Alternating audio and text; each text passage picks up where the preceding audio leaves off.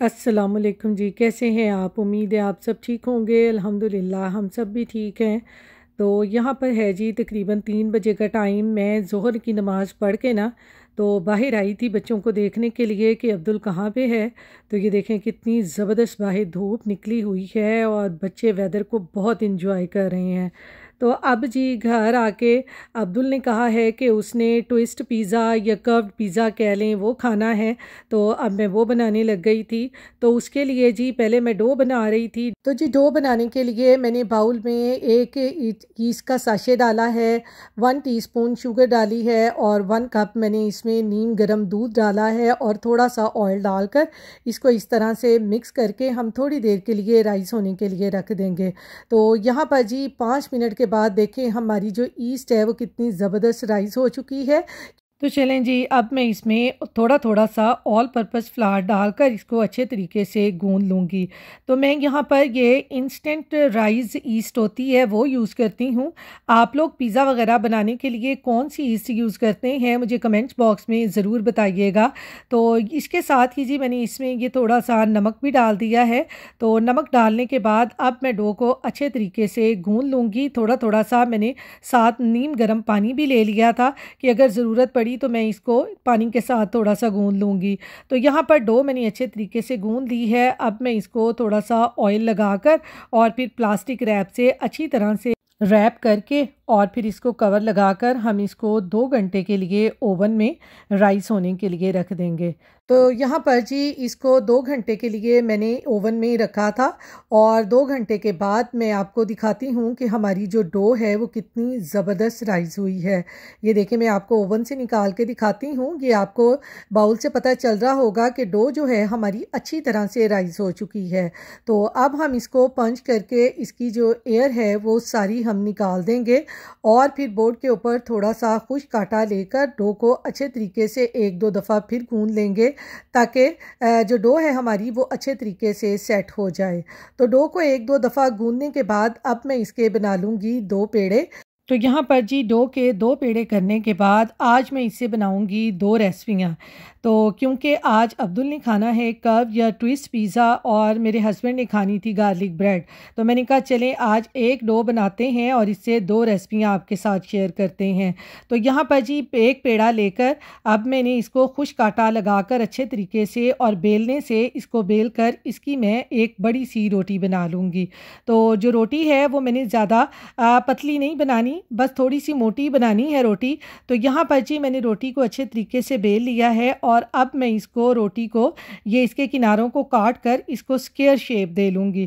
क्योंकि हमने curve pizza बनाना है तो उसके लिए जो हमें इसकी ये जो रोटी है वो हमें स्क्वायर शेप में चाहिए। तो यहाँ पर मैंने नाइफ़ से इसके किनारों को काट कर रोटी को स्क्वायर शेप में कट कर लिया है। तो अब जी हम इसके ऊपर लगा देंगे सारी पिज़्ज़ा सॉस और ये देखें सारी पिज़्ज़ा सॉस मैंने इसके ऊपर लगा दी है। यहाँ पर जी पिज़्ज़ा सॉस लगाने के बाद अब हम इसके ऊपर डाल देंगे मोज़रेला चीज़। तो मोज़रेला चीज़ आप यहाँ पर जितनी डालना चाहते हैं डाल लें, यानी कम या ज़्यादा वो आपकी अपनी चॉइस है, आप जितनी डालना चाहें इसके ऊपर डाल सकते हैं। तो मोज़रेला चीज़ डालने के बाद अब मैंने इसके ऊपर डाल दिया है जी थोड़ा सा ऑरिगेनो और थोड़े से चिकन फ्लेक्स और इनको हाथों से मैं थोड़ा सा दबा दूँगी ताकि जो हमारी चीज़ और ये सारी चीज़ें हैं अच्छी तरह से सेट हो जाएँ। फिर एक किनारे को पकड़ कर इस तरह से फ़ोल्ड कर देंगे और दूसरे किनारे को उसके ऊपर फ़ोल्ड करके ये इस तरह से एक रैप बना लेंगे। तो रैप बनाने के बाद हम इसके इस तरह से नाइफ़ के साथ पीसीस कट कर लेंगे। तो यहाँ पर मैंने जो पीसीस हैं वो तकरीबन 1 इंच के हिसाब से मैंने काटे थे, यानी उनकी जो चौड़ाई थी ना वो 1 इंच की थी। तो यहाँ पर पीसीस कट करने के बाद हम इसको इस तरह से ये फ़ोल्ड करते जाएंगे तो देखिए देखें कितना हमारा ज़बरदस्त ट्विस्ट पिज़्ज़ा बन जाता है। तो यहाँ पर जी मैंने सारे ट्विस्ट पिज़्ज़ा बनाकर उनको बेकिंग ट्रे में रख लिया है। तो ये देखें कितने ज़बरदस्त लग रहे हैं, ये बहुत मज़े के बने थे। आप अपने बच्चों को ज़रूर बना के दें, बच्चे ये बहुत बहुत पसंद करते हैं। तो यहाँ पर जी अब इसके ऊपर मैंने लगा दिया था हल्का हल्का सा ऑयल। अब हम इसको कर लेंगे बेक। तो यहाँ पर जी ट्विस्ट पिज़्ज़ा को बेक करने के लिए मैंने ओवन को 460 फ़ारेनहाइट पे पहले ही प्री हीट कर लिया था। अब हम इनको 20 से 25 मिनट के लिए ओवन में बेक होने के लिए रख देंगे। तो 20-25 मिनट के बाद देखें हमारे जो ट्विस्ट पिज़्ज़ा है वो कितने ज़बरदस्त बेक हुए हैं। तो ट्विस्ट पिज़्ज़ा को जी मैंने रख दिया है ठंडा होने के लिए। अब मैं बना रही हूँ इधर अपने हस्बैंड के लिए गार्लिक ब्रेड। तो गार्लिक ब्रेड बनाने के लिए मैंने ये पेड़ा लेकर इसके मैंने 4 पेड़े बना लेने हैं। तो यहाँ पर 4 पेड़े बनाने के बाद मैं आपको फिर बताती हूँ कि इन पेड़ों का क्या करना है। तो यहाँ पर जी मैंने चारों पेड़े बना लिए हैं। अब हम एक एक पेड़ा लेकर और इसको खुश्क आटा लगाकर इसकी एक एक रोटी बेलते जाएंगे। छोटी छोटी सी रोटी बेल लें इसकी, क्योंकि हमने जो गार्लिक ब्रेड बनानी है ना उसके लिए हमें ज़्यादा बड़ी रोटी नहीं चाहिए। बस ये छोटी छोटी ही रोटियों से ये बड़ी ज़बरदस्त गार्लिक ब्रेड बन जाएगी। तो यहाँ पर जी रोटी बेलने के बाद अब मैंने लिया है यहाँ पर अनसॉल्टेड बटर और इसको मैंने फ्रिज से निकाल कर मैंने रूम टेम्परेचर पे रख दिया था। और इसमें अब मैंने डाल लिया था 1 टेबलस्पून गार्लिक पाउडर और इसका इस तरह से बैटर बनाकर हम इसको रोटी के ऊपर सारा लगा लेंगे। जिस तरह हम पराठे के ऊपर घी लगाते हैं ना, बिल्कुल इसी तरह से आपने ये पूरा रोटी के ऊपर लगा लेना है और चारों रोटियां इसी तरह से बेल करना। तो चारों रोटियों के ऊपर गार्लिक और बटर का ये बैटर लगा के इनको इस तरह से एक दूसरे के ऊपर रखते जाना है। तो यहाँ पर ये देखें ये चारों रोटियां जो हैं मैंने अच्छे तरीके से बेल कर इनके ऊपर बटर और गार्लिक पाउडर का बैटर लगाकर इनको एक दूसरे के ऊपर रख दिया था। तो ये अच्छी तरह से सेट हो गई हैं। अब हम नाइफ से इनको इस तरह से काट लेंगे। हमने ट्रायंगल शेप में इनको इस तरह से काट लेना है छोटे छोटे पीसीज में। छोटी छोटी सी डिज़ाइनदार गार्लिक ब्रेड बनती है, बहुत ही ज़बरदस्त बनती है। ये जो इसमें हमने रोटियां बेल के इनके ऊपर बैटर लगाया है, इनकी जो लेयर एक दूसरे के ऊपर आती है ना, ये बड़ी ज़बरदस्त होती है।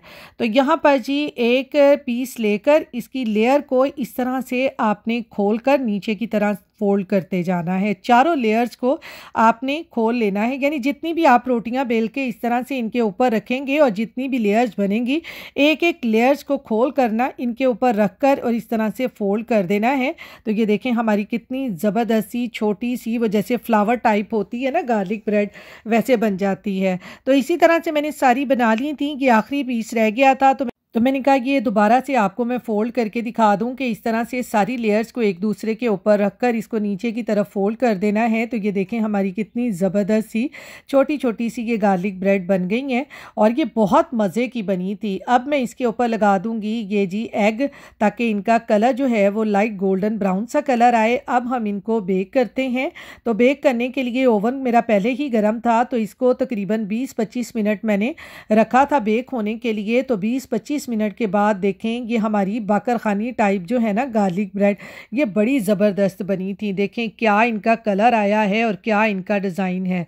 तो यहाँ पर जी हमारा ट्विस्ट पिज़्ज़ा भी बन चुका है और हमारी गार्लिक ब्रेड भी बन चुकी है। तो ये देखें कितनी ज़बरदस्त बनी है। आप ये ज़रूर ट्राई कीजिएगा और फिर मुझे कमेंट्स बॉक्स में बताइएगा कि आपको ये मेरी रेसिपी आज की कैसी लगी है। तो यहाँ पर देखें जी ये ट्विस्ट पिज़्ज़ा हमारा कितना ज़बरदस्त बना है। आप बच्चों को ये लंच बॉक्स में भी बना के दे सकते हैं, क्योंकि आपको पता है बच्चों को इस तरह के ये ट्विस्ट पिज़्ज़ा तो वैसे भी बच्चों को बहुत पसंद होता है, क्योंकि मेरे अब्दुल को ये बहुत ही पसंद है इस तरह की चीज़ें ना। तो यहाँ पर जी अब्दुल बैठा अपना ट्विस्ट पिज़्ज़ा इंजॉय कर रहा है और साथ ही अब्दुल आपको बताएगा कि आज का उसका ये जो फेवरेट ट्विस्ट पिज़्ज़ा है ये कैसा बना है। इसको तो आज बहुत पसंद आया था। तो ये था जी मेरा आज का व्लॉग। इसके साथ ही मैं अपने आज के व्लॉग का भी एंड करती हूँ। फिर मिलूंगी इंशाल्लाह किसी नए व्लॉग में। अपनी दुआओं में याद रखिएगा। अल्लाह हाफिज़।